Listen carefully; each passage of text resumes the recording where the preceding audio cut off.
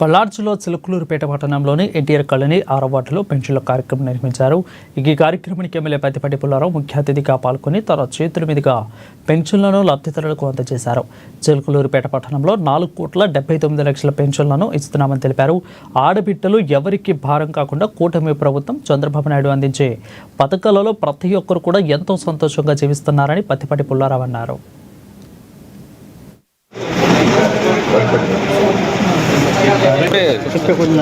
Photo దిగాను, ఒక్క నిమిషం ఆగు. ఓకే అనుకున్నా.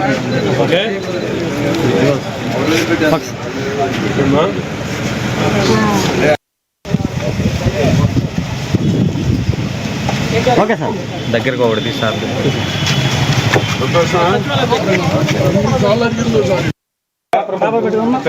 చూడు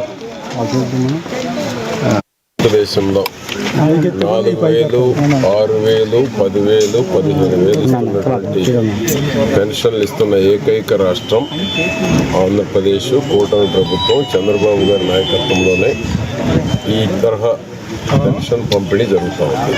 సంవత్సరానికి 34,000 కోట్లు ఏకైక రాష్ట్రం అన్నమాట పంచుతున్నటువంటి రాష్ట్రం.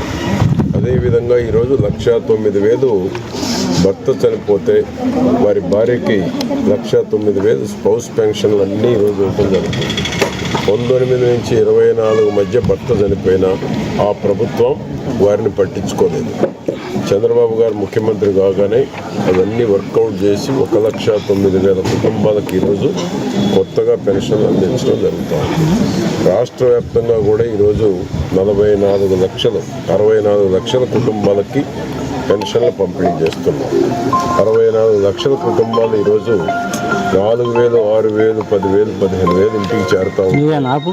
వాళ్ళ కళ్ళల్లో ఆనందం, వాళ్ళకి ఎంత సంతృప్తిగా ఉంది అంటే ఈరోజు చంద్రబాబు నాయుడు గారు ముఖ్యమంత్రి కావటం వల్లనే మాకు పెన్షన్ అందుతూ ఉంది.